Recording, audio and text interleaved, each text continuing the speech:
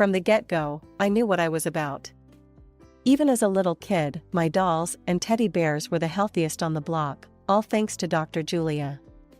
I'd wrap their tiny limbs in bandages made from torn pillowcases, and I'd cook up medicine from crushed berries and water. There, I'd coo to my stuffed bear, Teddy. Doc Julia will fix you right up. He'd sit there, all button eyes and floppy ears, looking like he believed every word. My parents caught on quick to my antics. Every evening, they'd sit on the rickety couch while I explained my latest surgery or miracle cure. My dad would raise his eyebrows and say, "So, Dr. Julia, will Teddy make it through the night?" With hands on my hips, I'd assure him, "Dad, Teddy's gonna be right as rain. Just you watch." By the time I hit school, my sights were set on real human medicine. I signed up for the first aid club as soon as I could scribble my name on the sign-up sheet. I soaked up everything like a sponge at those meetings, from bandaging sprains to performing CPR on dummies. "Hey, Julia, take it easy there. That dummy's already dead," my buddy Mark would joke as I pumped away at chest compressions. "Better practice on the dead one than need it and mess up on a live one," I'd shoot back, all focused and serious, even then. High school flew by, and it was no surprise to anyone when I said I was going off to university for nursing. My folks weren't exactly swimming in cash, but they made it happen. Mom took on extra shifts at the diner, and Dad did some odd jobs on weekends. The day I left, Mom hugged me tight, her apron still dusted with flour. "Make us proud, Jules. Not that you haven't already," she whispered, teary-eyed. "I will, Mom. And I'll come back and fix up all those cuts and burns from the diner," I promised, trying to lighten the mood. University was a whole new ball game. I chose one in a city so different from our sleepy little town that it might as well have been another planet. I stayed on after graduation, working first in a public clinic. That place was a madhouse, always bustling, always something to do. I loved it, though. Loved the grit and hustle, loved the feeling of actually making a difference. "Julia, we need you in room 4, stat," my supervisor would call out. On cue, I'd sprint down the hall, my nurse's shoes squeaking on the linoleum floor. On it, I'd yell back, ready for whatever waited behind that door. But, after a few years, the itch to do something more crept up on me. That's when I stumbled into the world of cosmetology. It wasn't a far leap, really, still helping people, just in a different way. I took courses at night, aced them, and snagged a license. Before I knew it, I was working at a swanky private clinic, trading bandages for beauty creams and fillers. It was another kind of chaos, less about life and death, more about beauty and confidence. But even that wasn't enough after a while. I wanted my name on the door, wanted control over how things were done. So, I did the craziest thing yet, I took out a loan and opened my own place. Just a small office to start, but it was mine. All mine. My days became a blur of clients, treatments, and endless paperwork. Nights and weekends were swallowed up by marketing plans and budget balancing. Friendships boiled down to quick texts and even quicker coffee runs. "Girl, when you gonna take a break?" Annie, a friend from nursing school, would ask during our rare meetups. "When I'm dead, probably," I'd laugh, though the thought wasn't too far from the truth. So there I was, knee-deep in my dream, making it happen one long day at a time. It was tough, tougher than I'd thought, but it was worth it. Every new client, every successful treatment, they all added up. I was building something that mattered, at least, to me. Life's funny, you know? Just when you think you've got it all sorted, it throws you a curveball. For me, that curveball was Michael. I met him at a bash Annie dragged me to. The kind where the music's too loud, the drinks are too strong, and I'm wondering what I'm even doing there. But then, there he was, leaned against the bar with a smirk that could stop traffic. "Hey, you look like you'd rather be anywhere but here," he chuckled, sliding over with a couple of beers in hand. I couldn't help but laugh, raising an eyebrow. "That obvious, huh?" Only to a fellow sufferer. "I'm Michael, by the way," he said, handing me a beer. Julia, I replied, taking the drink. We clinked bottles, and that was it. We talked all night about everything, work, life, our crazy dreams. Turned out, he was a graphic designer, a creative soul, but with a love for the simple things, just like me. Fast forward 2 years, and we're picking out rings. Life with him was easy, like a Sunday morning. His mom, Linda, was a real gem too, helping us plan the wedding like she was born for it. "Oh, honey, these flowers will look divine with the tablecloths," Linda would say, bustling around with that planner of hers that never left her side. "Thanks, Linda, I'd be lost without you," I'd admit, meaning every word. She had an eye for detail and a way of making everything seem effortless. The big day came and went in a blur of vows, laughter, and dancing. Michael moved into my rented apartment shortly after. We sat down, spread all our bills and dreams on the kitchen table, and figured out a game plan like two generals before a battle. "I'll handle the everyday stuff, groceries, utilities, the works.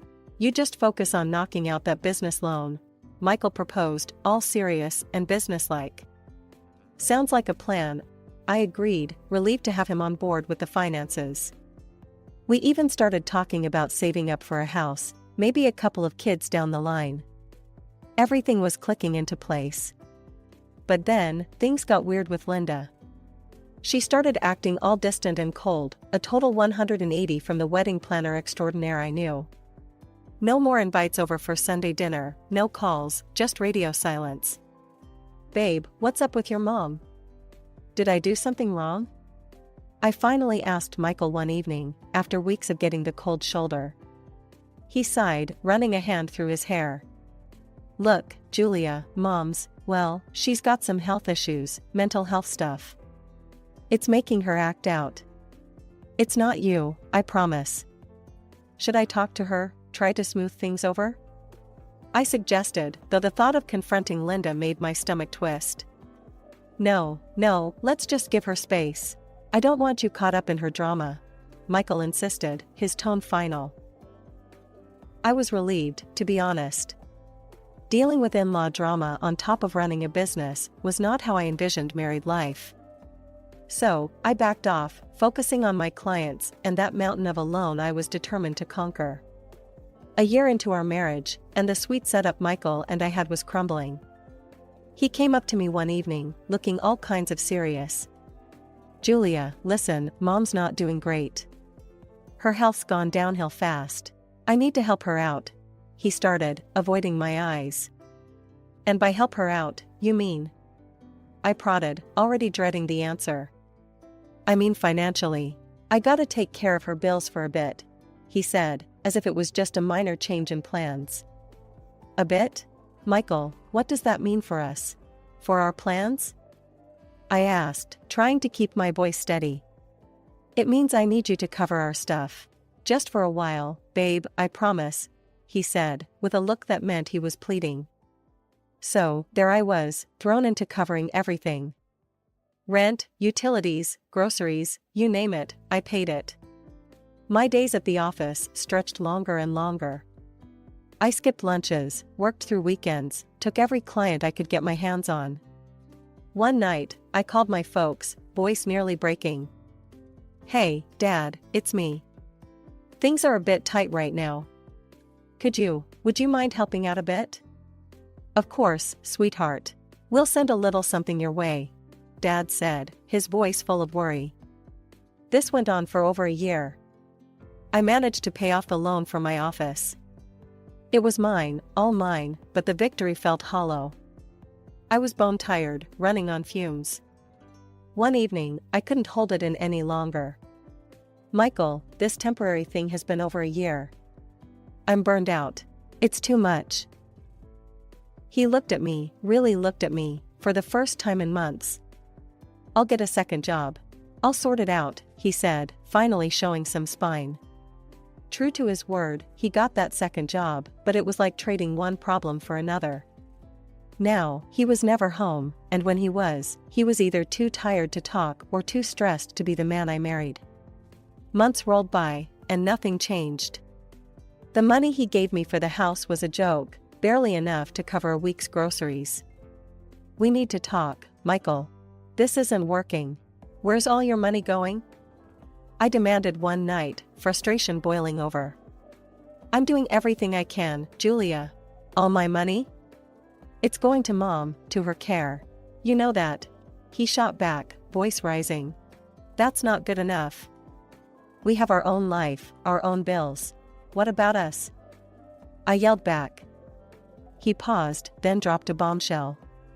"Maybe it's time to think about selling your office. We could use that money." "Sell my office? Are you out of your mind? That's my dream, Michael. My everything." I couldn't believe what I was hearing. "It's just money, Julia. We can start over, do something else," he argued, not getting it at all. "Just money? No, Michael. That office is me, it's my hard work, my passion.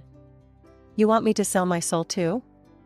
I snapped, each word sharp as a knife. Our home became a war zone after that. Nights filled with shouting matches, days filled with silence. He'd slam doors, I'd throw pillows. It was ugly, real ugly. "You don't see it, do you? I'm busting my back here, for us, for my mom," he'd yell during our fights. "For us? When's the last time you did something for us, Michael? I'm carrying us all on my back and it's breaking, damn it." I'd yell right back. The tension was thick, choking. I loved him, I really did. But I was starting to wonder if that love was enough to keep patching up the cracks that kept spreading through our life like wildfire. The day was dragging like it had lead in its shoes, and I was set for a long afternoon at the office when, out of the blue, I got a call. One of my regulars had to cancel. Annoyed but secretly relieved, I decided to head home early for a change. As I turned the key and pushed open the door, there was Michael, mid-living room, looking like he'd been caught in some secret ritual. In his hands, a stark black morning suit. "What's going on, Michael? Why the suit?" I asked, dropping my bag by the door, confusion written all over my face. His mouth opened and closed, his eyes darting away before he managed to spit it out. "It's my mom, Julia. She passed away last night." The news hit like a sucker punch. Despite everything, Linda had been family. "Oh, Michael, I'm so sorry. When's the funeral?" "Tomorrow," he muttered, still not meeting my eyes. Something was off in his tone, a bitterness that didn't sit right with me. "I'll come with you. We'll get through this together," I said, stepping closer, reaching out to touch his arm. He flinched, stepping back as if I'd slapped him. "No. You're not coming. Mom made it clear, she didn't want you there. In her last request, she said no." I froze, hurt slicing through me. "What do you mean? Why wouldn't she want me there?" Without a word, he shuffled through his pockets, pulled out a crumpled piece of paper, and handed it over. The note was scrawled in a shaky hand, nothing like the elegant script I remembered from the birthday cards Linda sent me. It bluntly said, "Julia is not to attend my funeral." The rest of the day, I was in a fog. Hurt, confused, angry. After Michael left, claiming he needed to arrange things for the funeral, I dug up an old box from our closet. It was stuffed with every card Linda had ever sent me. I laid them out on the kitchen table, side by side with the funeral note. The differences were glaring. My heart raced, something was very wrong here. That evening, I moved around like a robot, rescheduling my appointments for the week. I wasn't going to let this go. I needed answers. Was it grief making him act out? Or something darker, something deeper? By the time I crawled into bed, my mind was made up. I'd be at that funeral tomorrow, hidden in the back if need be. I needed to say goodbye to Linda, or at least understand why she'd turn against me without a word. Whatever it took, I was going to unravel this mystery. The morning air was crisp as I slipped out the door, telling Michael I was headed to work. Instead, I nestled into my car parked a block away, the engine idling softly as I watched our apartment door. Michael emerged a few minutes later, all decked out in his morning suit, his face a mask of somber grace. As he drove off, I waited an extra beat, ensuring he didn't spot me, before heading in the opposite direction towards Linda's place. Driving felt surreal, like I was moving through a thick fog, every turn and stop sign a reminder of the bizarre turn my life had taken. I was supposed to be mourning a woman I respected, not playing detective. Yet here I was, fueled by doubt and a gnawing need for the truth. I arrived at Linda's house expecting to find a gathering, cars parked along the curb, somber faces, maybe even the distant sound of a eulogy being rehearsed. But nothing. The street was painfully quiet, no signs of a funeral or any gathering. Puzzled, I checked the time, thinking maybe I got it wrong. After waiting 10 tense minutes with no one showing up, I decided to ring the bell, just in case. When the door swung open, there stood Linda, very much alive, staring back at me. My heart leaped to my throat, and I couldn't hold back a startled scream. Linda jumped back, equally shocked. "Julia, what on earth are you doing here? Why are you screaming?" Catching my breath, I managed. "Michael, he said you were dead. That today was your funeral." Her face twisted from confusion to horror. "What, dead? I'm right here." "Call him, Julia. Call Michael now and find out what this nonsense is about." Before I could pull out my phone, it buzzed with a notification. Michael had started a live stream on Instagram. I clicked the link, my hands trembling. There he was, standing in a cemetery, his face somber as he accepted condolences from a small crowd gathered around a grave. "What in the world?" I muttered, the scene unfurling on my screen making less and less sense. Linda peered over my shoulder, her expression hardening as she watched. "We need to go there. Now." I nodded, too shocked to speak. We both scrambled for our things. "Grab your purse, Linda. I'll wait in the car," I said, my voice barely a whisper over the pounding in my chest. As Linda and I drove to the funeral, the car was thick with a tension you could cut with a knife. I kept glancing over at her, watching her face shift through confusion, anger, and sadness, all swirling around like a storm. It was me who broke the silence. "Linda, why did Michael say you were sick?" She turned to look at me, her eyes sharp. "Sick? I haven't been sick a day since Michael was a boy. What's he been telling you?" I swallowed, feeling my stomach twist into knots. "He said you were getting worse, that he needed to help you. He's been taking our money, saying it was going towards your medical bills." Linda's face flushed a deep red. "Medical bills? That lying?" She cut herself off, taking a deep breath. "Julia, I gave him money because he told me you were struggling. Said your business was failing and you were drowning in debt." "My business? Failing? It's the only thing that's been keeping us afloat," I exclaimed, feeling betrayed all over again. "He told me you wanted nothing to do with me, that you disliked me." Linda shook her head, her voice thick with emotion. "I never said those things. I've missed our talks. He told me you wanted space, that you couldn't handle the stress of our relationship." By the time we arrived at the cemetery, we were a united front, ready to confront whatever Michael was entangled in. We kept to the edges of the gathered crowd, not wanting to draw attention to ourselves. From a distance, we could see Michael, standing solemnly by a gravesite draped in flowers. "Let's find out what's going on here," I whispered to Linda, and we approached a group of mourners standing away from the main cluster. "Excuse me," I said, my voice low. "We're a bit lost. Can you tell us whose funeral this is?" A middle-aged woman looked at us with sad eyes. "It's a tragedy, really. Young woman, been sick for a long time. Passed away too soon. That man over there." She nodded towards Michael. "He's her husband. Poor soul, they were only married a year." Linda and I exchanged a glance, shock registering on both our faces. "And her family?" Linda asked, her voice steady, despite the tremor I knew she felt. "They're devastated, planning to leave everything to him, as they were very close," another bystander chimed in. We thanked them, stepping back to process the bombshell. Michael had a whole other life, one where he played the grieving widower to a woman none of us knew. The deceit was staggering. As the funeral procession started to move, Linda gripped my arm. "We need to follow this through, see where he goes after this." "Agreed," I said, my voice grim. "We can't confront him yet, not until we know everything." We got back into the car, trailing the procession from a safe distance.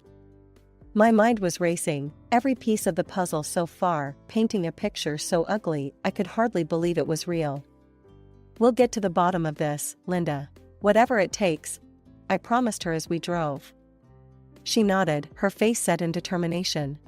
Linda and I pulled up behind the last of the cars in the funeral procession, parking a little way down the street from a large, beautiful house with its door swung wide open.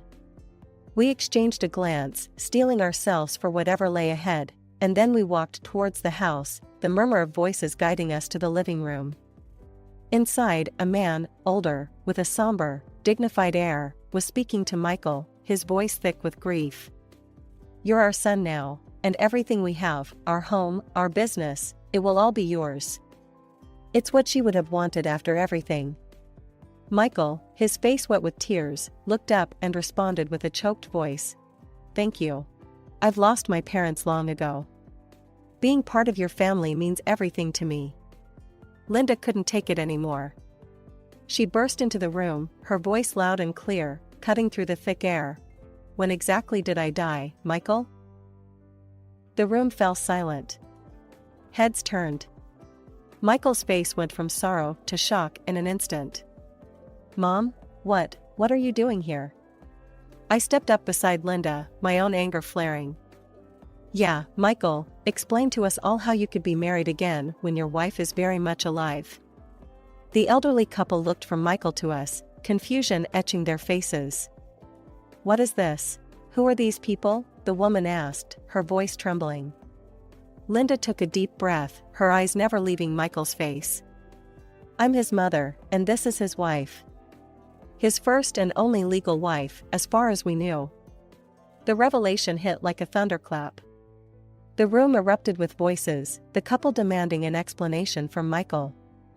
He stumbled over his words, trying to maintain his composure. "There's been a misunderstanding." "No, Michael, no more lies," Linda shouted, stepping forward. "Tell them the truth." Under the weight of so many eyes, Michael's facade crumbled. "I needed the money," he blurted out. I lost big at cards. It was supposed to be temporary, just until I could pay back the debts." The couple recoiled, horror dawning on their faces as they absorbed the depth of his betrayal. "You deceived us at the cost of our daughter's memory," the man said, his voice low and menacing. "You will leave our house, and we will reclaim every cent spent on you. Expect to hear from our lawyers." Michael turned to me, desperation in his eyes. "Julia, please. I didn't mean for it to go this far. I can fix this." I looked at him, really looked at the man I had married, seeing him for the first time. "Fix it? Michael, it's broken beyond repair. There's nothing left to fix." As we stepped out onto the street, Michael followed, falling to his knees. "Please, Julia. I'm scared. They'll kill me if I don't pay them back." Linda stopped, turning to look at her son one last time. "You should have thought of that before you betrayed everyone who loved you." "I can't help you. Not anymore." With that, Linda walked away from her son, her steps firm. I followed, not once looking back at the man sobbing on the pavement. We got into the car, the sounds of Michael's pleading fading into the background. The morning after we drove away from that sham of a funeral, I was up early, my mind a tangled mess of betrayal and disbelief. Despite the chaos, I knew my next step was clear: I needed a lawyer. Finding out where I stood legally seemed like the only way to start untangling this mess. By 9, I was sitting across from Mr. Carlson, a no-nonsense lawyer with a reputation for getting things done. "Julia, let's start with the basics," he said, his voice steady, pulling out his glasses and a notepad. "What exactly are we dealing with?" I laid it all out, the lies, the 2 marriages, everything. When I mentioned the divorce papers Michael had supposedly filed, Mr. Carlson raised an eyebrow. Let's see those papers, if you have them. I handed over a copy. He scanned them, his frown deepening. This signature, you're saying it's not yours? Absolutely not. I never signed anything. I didn't even know he'd done this until yesterday. Mr. Carlson set the papers down, clasping his hands together. Well, that's fraud. Clear as day. We'll need to report this to the police, and we'll push for charges. As for your marriage, we can contest these documents easily. The legal gears started turning. I went from the lawyer's office straight to the police station. Explaining the situation to a sympathetic officer, I watched as she typed up the report, her keystrokes punctuating the heavy silence. Mrs. Thompson, we'll take it from here. We'll need to bring him in for questioning, she said, handing me a copy of the report. With the wheels of justice slowly grinding, I pushed forward with the divorce and sued Michael for financial compensation for the years I supported him and for the emotional wreckage he left behind. The parents of his second wife, stunned and hurt, filed their own lawsuit to claw back every penny they'd poured into Michael's lies. As the court cases dragged on, Michael's facade crumbled under the weight of evidence. He was convicted of fraud, his tears in court earning him no sympathy from the judge or anyone else he'd deceived. He ended up paying a hefty sum in compensation, scraped together from selling whatever assets he had left before he fled the country, chased by the shadows of his debts. With the money, I breathed new life into my cosmetology office, expanding it and hiring staff who shared my passion for beauty and care. It felt good, building something real and solid out of the ruins Michael left behind. Amid all this, life decided to throw me another curveball. During a routine doctor's visit, I found out I was pregnant. When I told Linda, her joy bubbled through the phone. "Oh, Julia. This is wonderful news. You, me, and that little one on the way. We're going to be just fine. And Julia, there's something else. I've updated my will. After all this, I want to make sure you and your child are taken care of." The future looked uncertain, with plenty of challenges no doubt, but as I hung up the phone, a sense of peace settled over me. Life was moving forward, and for the first time in a long while, I was ready to face it head-on, bolstered by the bonds that no deception could ever break.